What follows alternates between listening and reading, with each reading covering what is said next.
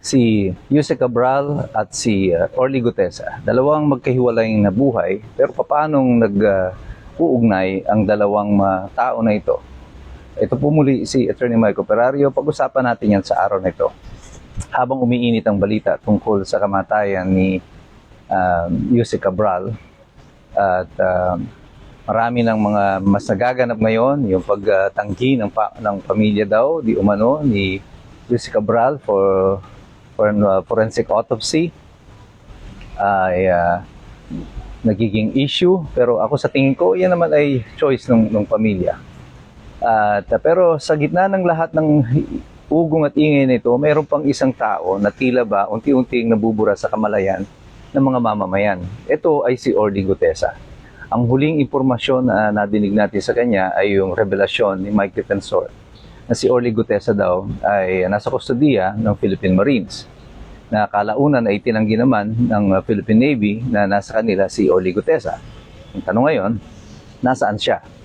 At ayon kay Mike Defensor, ang pamilya ni Orly Gutesa ay nasa kanyang kustodiya at kanilang pinoproteksyonan. Ano't ano man na nangyari kay Orly Gutesa, ang mahalaga sa kasalukuyan, at least ay ligtas yung kanyang pamilya. Ang dalawang storya nito, si Jose Cabral galing sa Alta Sociedad. She's been mingling with the powers that be in the seat of power. At isang ordinaryong sundalo sa katauhan ni Orly Gutesa. Paano sila nagkakaugnay? Well, pareho silang involved dito sa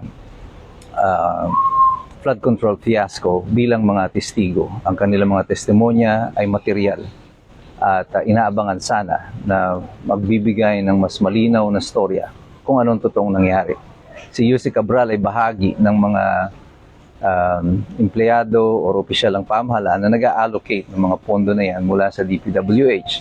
Si Orly Gutesa naman, siya ay testigo kung paano yung mga kickback dito sa mga flood control projects na ito ay nai-distribute sa mga tiwaling mga public officials. At isa na nga dyan, binanggit niya dyan, sina Zaldico at saka si Martin Romualdez.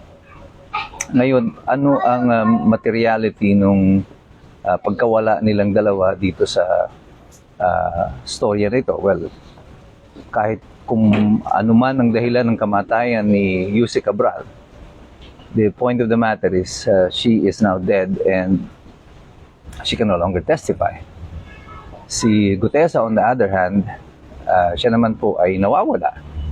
At dahil dyan, hindi na rin siya makakapagtestigo. At dahil dito, ang mga dalawang importanteng testigo na ito ngayon sa kanilang pagkawala ay mayroong magbebenepisyo. Sino ang magbebenepisyo dyan? Well, siyempre, yung mga opisyal na kanilang pinangalanan o dapat ay papangalanan pa sa kanilang mga susunod na testimonya. But because they are no longer here, at least Jose Cabral is no longer here, si Gutesa, hindi pa natin alam kung nasa saan siya.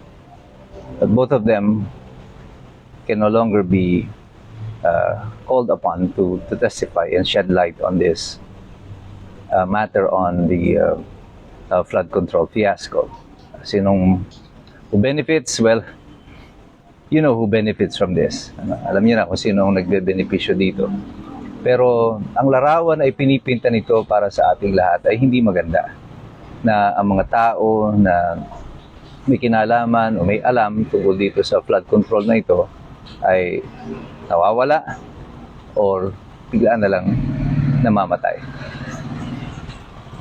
Coincidence ba na itong dalawang tao na to na material sa kaso nito ng flood control ay wala na o isa sa kanila ay namatay na?